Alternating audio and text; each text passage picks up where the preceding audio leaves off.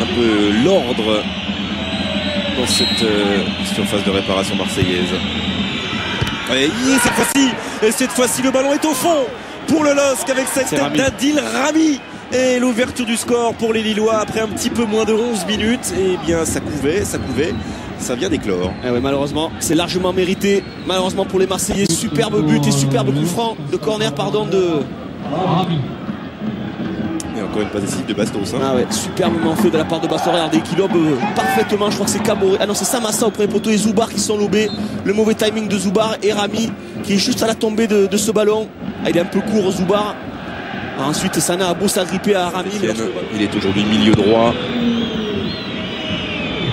Attention, Zoubar et Bonanda. Oh bah celui-ci, on va en reparler longtemps. Bien sûr, un très mauvais moment. 37e minute de cette première période. 2-0 pour le LOSC après une énorme mésentente entre Ronald Zoubar et Steve Bonanda. Et Guéret qui a dit je sais pas quel joueur va t'échauffer de suite. Vous allez voir dans 2 minutes. Mais... Quelle tension aussi pour Ronald Zoubar parce qu'il en a fait une ou deux déjà depuis le début de la saison. Et il joue avec beaucoup de pression sur les épaules. Ouais, mais même si c'est une faute individuelle, collectivement, on sent quand même que chez ces Marseillais, il y a quand même un gros manque de communication. Ils sont dans le doute depuis le début du match. Alors c'est sûr que on va retenir cette faute individuelle. Qui donne le but c'est Bastos qui vient le pousser au fond. Bastos, c'est pour le speaker du stade. Ouais, c'est Bastos. Ouais, c'est Bastos, son 5e but de la saison. Il a déjà été passeur décisif sur le corner qui a amené l'ouverture. C'est là qu'ils sont performants. Lorsqu'ils les attaquent à tout va, alors certes l'équilibre est rarement au rendez-vous, mais c'est là qu'ils sont le Samassa. Et la voilà. Le premier frisson dans ce Vélodrome.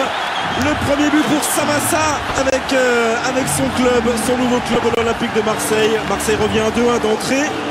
Et ben vous avez un jour remonté 4 buts, Christophe, avec l'OM.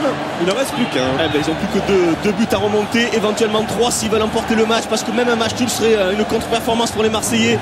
Mais on revoit ce superbe centre de Bonnard et le timing de Samassa qui est parfait.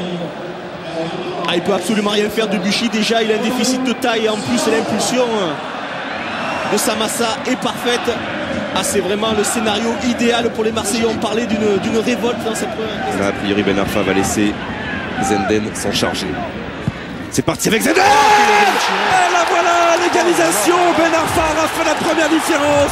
Et Bolo Zenden la deuxième.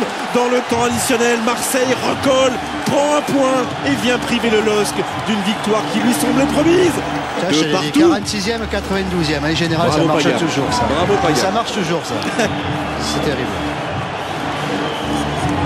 Je trouve que la faute défensive, même si le coup franc est parfaitement frappé de Zenden, mais à partir du moment où les coups francs sont aussi près que ça, il faut vraiment que le gardien garde beaucoup plus son côté ouvert et éventuellement mettre un défenseur sur la ligne. Je trouve que le positionnement du mur et du gardien n'est pas en adéquation.